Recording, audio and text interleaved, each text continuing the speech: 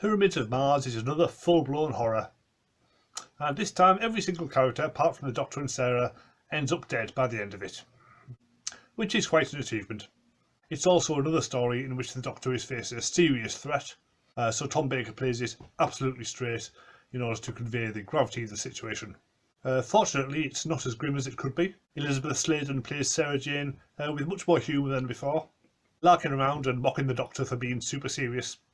It's a real demonstration of how their relationship has developed, and you can certainly see why they're regarded as one of the best Doctor companion teams. In fact, this story is still regarded as one of the absolute classics of the era, and it's not hard to see why. This story has a really interesting structure, raising the stakes with each subsequent episode. At first, Naaman appears to be the big threat, but then in episode 2 Marcus takes over, and it's not till episode 3 that we get the first real appearance of the real villain Sutekh. Admittedly, episode 4 is a bit of a letdown, as they travel to the titular Pyramid of Mars, and it's just another string of logic puzzles, like in Death to the Daleks. Only this time the Doctor's chasing the bad guys, instead of being chased by a Dalek. So if anything, it's not as good.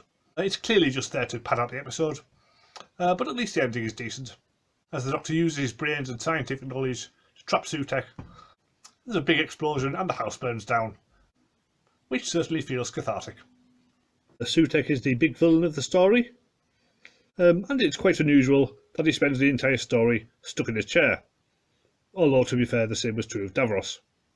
The mask gives him a strong visual look, but it's Gabriel Woolf's voice that really does the most to make him a memorable character, delivering his lines with a soft whisper that makes them absolutely chilling.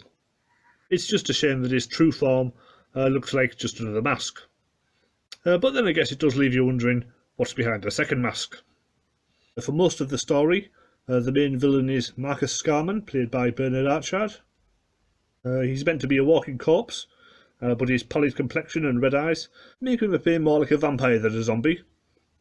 And his performance is wonderfully menacing throughout, except in the scene where he confronts his brother, when you do get just a sense that his enslavement by Sutekh might be weakening.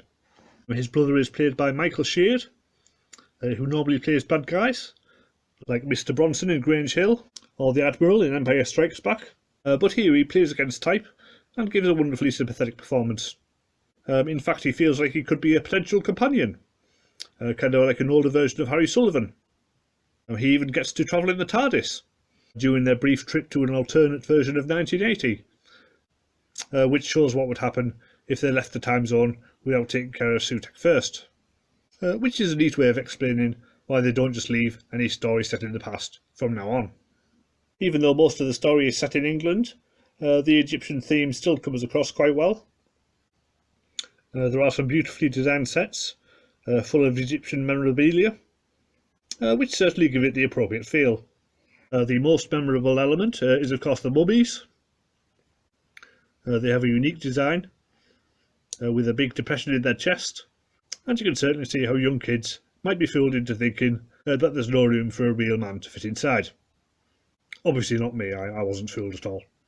The DVD has a bunch of interesting extras.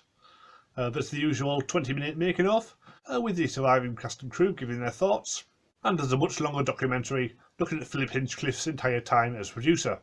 Michael Sheard narrates a look at the locations as they are now, or rather 20 years ago when the DVD came out.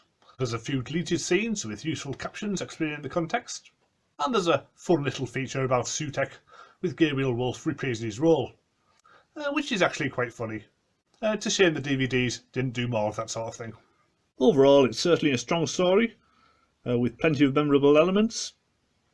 Part 4 lets it down a bit, but on the whole it's definitely worth a 9.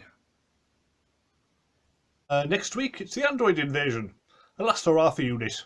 I don't remember it being particularly good, but we'll see. Meanwhile, as ever, I'll put the link in the description below to the playlist of all my Doctor Who reviews so far. And please subscribe if you want to catch all my future videos. See you next time.